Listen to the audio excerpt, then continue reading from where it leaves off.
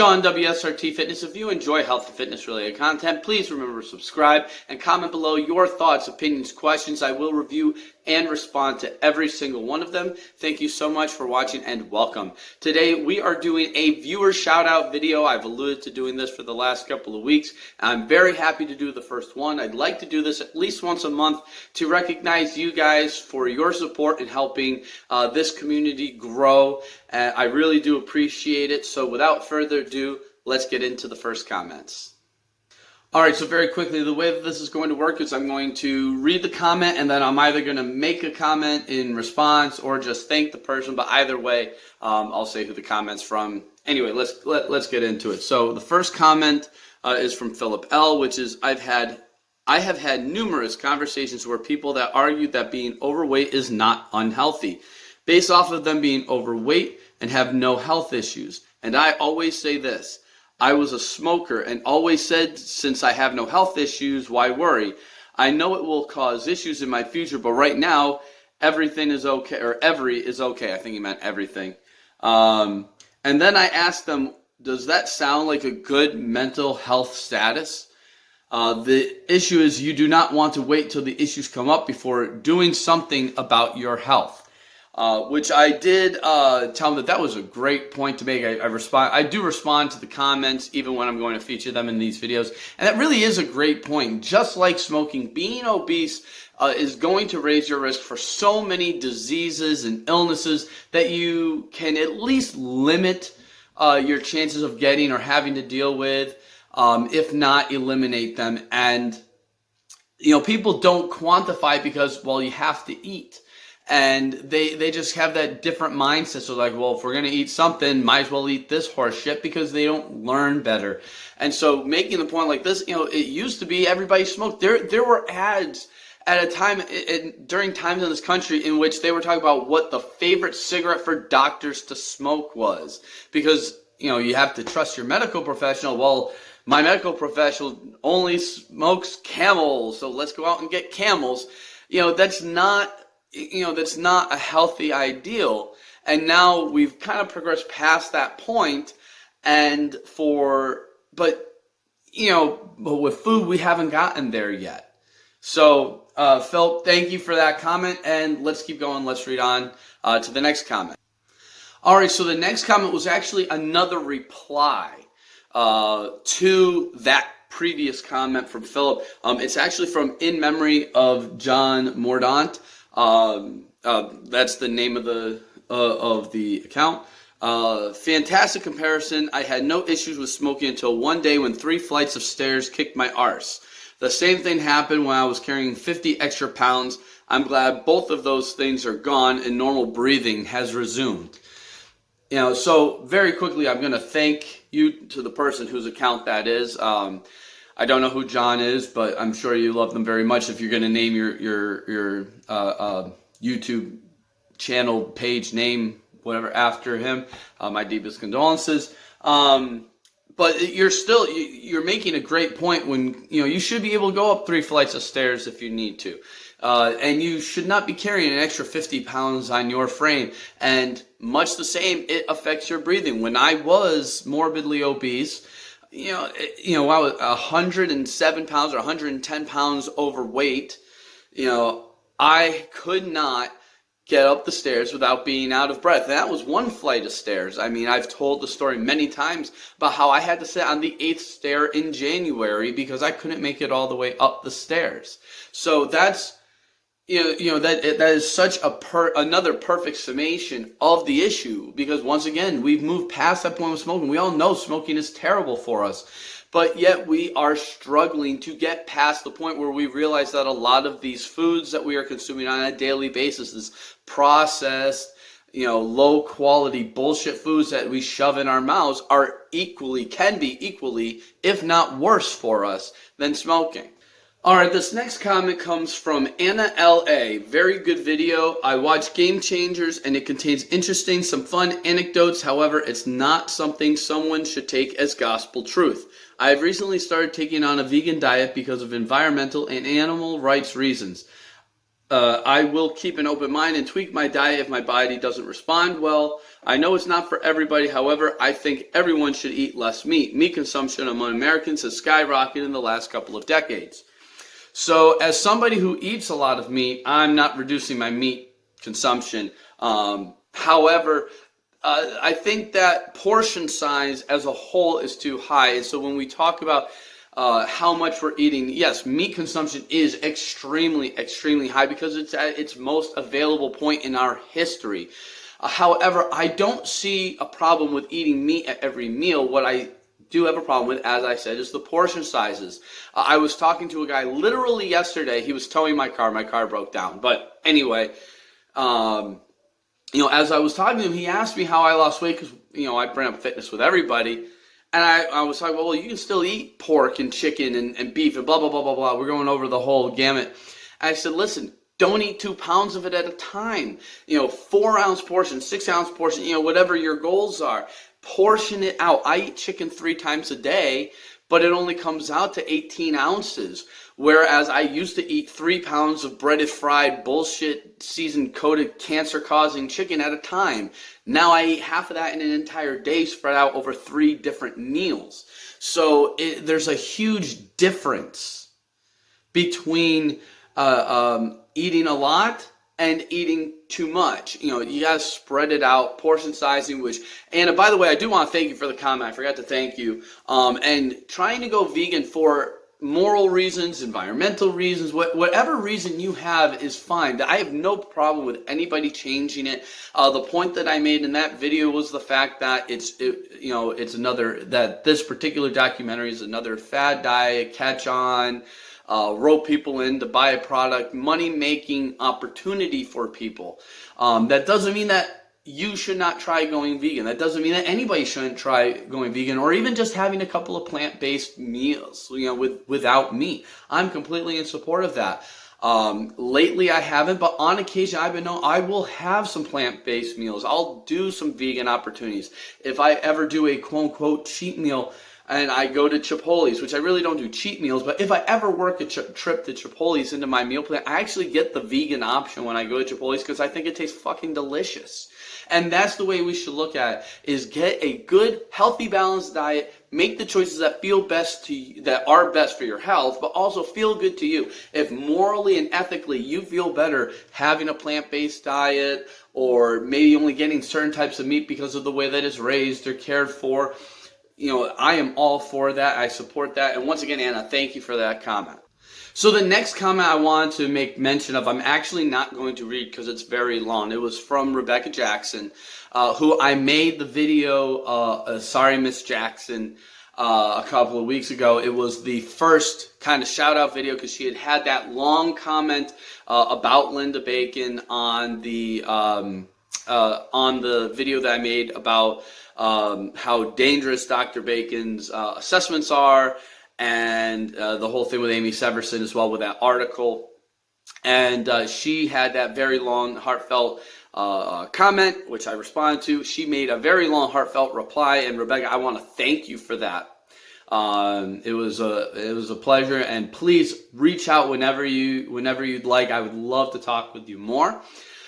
But I do encourage people to go to the Sorry Miss Jackson video to read the entire comment because it was a great way to go. I actually screenshot and put it on my Instagram. That's at WSRT Fitness as well.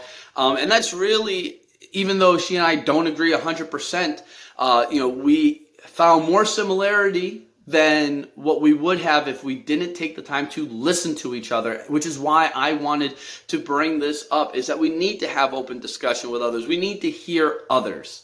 And so I think that that's very important. So Rebecca, thanks again, and I look forward to more comments from you in the future. All right, this next one is from our Q&A. It was it's from Tim Swindler.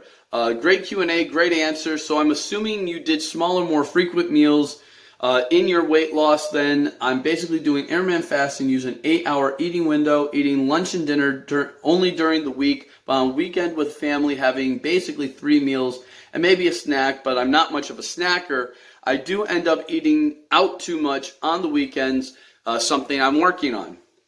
So Two things. So first of all, Tim, thank you for the comment. One reason why I wanted to highlight this is because it actually mentions two different ways of eating where you're right. So I had 3 meals and a snack throughout the day when I was dieting and losing weight. My meals were very controlled and came out to between 1,800 and 2,000 calories for the day. Intermittent fasting is another great way if that method works for you. And I think that you kind of capture that essence in your comment, that there's something different for everybody. Another thing that he mentions on there, which I kind of want to give out a bit of advice and also let you know that I'm going to do a video about this specifically next week, which is,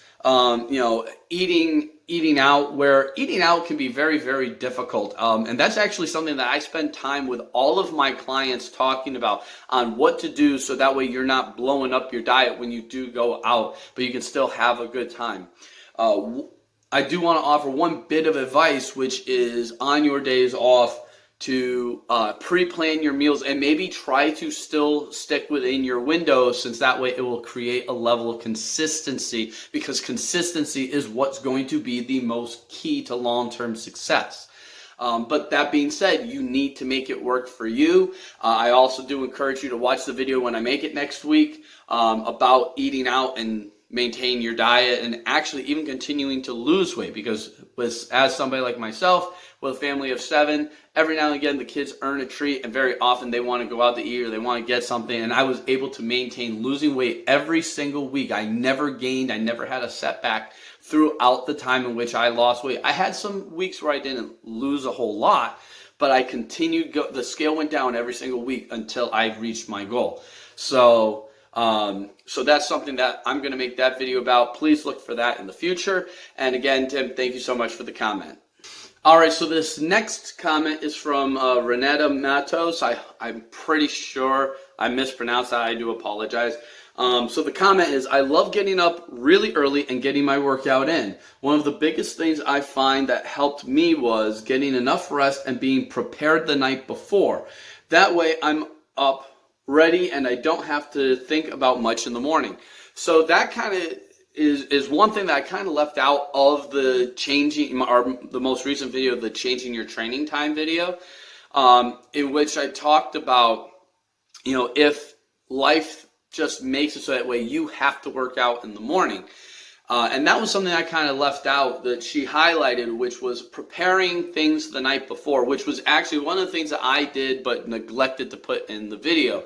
Whether you're preparing your meals the day before, whether you are setting your schedule, just laying out your clothes, whatever to save you a couple of minutes in the morning, so that way you can get proper rest, so that way you can get up, do what you have to do in a more efficient manner, and then get out the door and get to your workout. So Renata, again, I apologize. Comment below the pronunciation of your name, so that way in future videos I will pronounce it right. I would appreciate that. But once again, thank you very much for your video, for your comment in the videos. I really appreciate it. All right, so for this next comment, the last comment that we're going to feature in this video, I wanted to include one comment that wasn't positive, that was opposite of my opinion, because I think it's only fair, and I said that I would, but because you guys have been so positive, I had to go back over a month to find a comment, which is a good thing. I'm glad you guys are enjoying the content. However, I do want to highlight the negative comments as well when there are some. So this comment is from Christine VanderHeiden. That's another one I hope I pronounced correctly, by the way. And by the way, this is from the social repos video where he starved himself for 34 days for a photo shoot. So anyway, the comment. He isn't telling people to do it. He's saying he is doing it. Fuck, people get offended or triggered on here more than I get triggered, and I have PTSD and bipolar disorder. Really reaching far to get content and views. He is a controversial figure on YouTube, so hey, let's do a video about him because I have nothing interesting to say and I also don't have talent. It is truly scary to watch people analyze another person's behavior and just be like, well, I thought it, so it's true. People are starting to black out the words pedophile and rape. Like, really, I think everyone here just needs to grow a pair.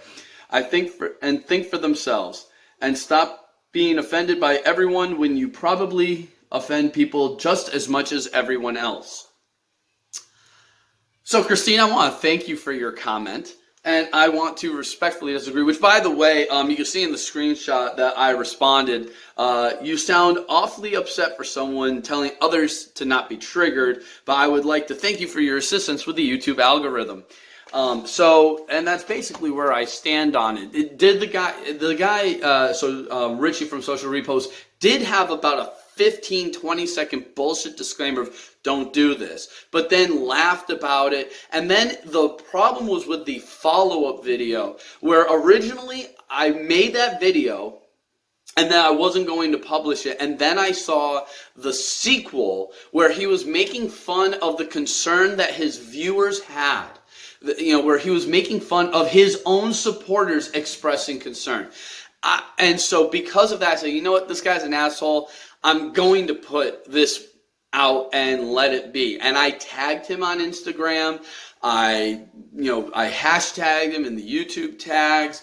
I put it out there to hopefully he could see it. Maybe he would respond, which I know I'm just another hater to him. I've got a small channel. It's not like I have 1 million subs like he does. But you know what? I said what I said.